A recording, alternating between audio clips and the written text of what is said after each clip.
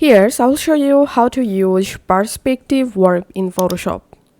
So this is my box. I want to adjust this box with this background using perspective verb. So I'm just selecting the subject layer and going to edit, clicking on perspective verb.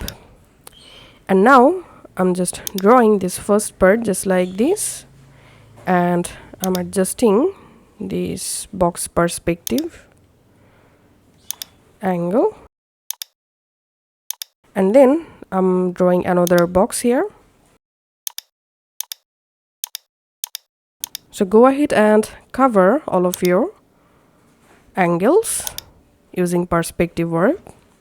Once you've successfully covered, then click on verb, and now you can go ahead and easily adjust your subject with your background or perspective view just like this. Once you're happy, click on done, and that's how you can actually use perspective verb in Photoshop.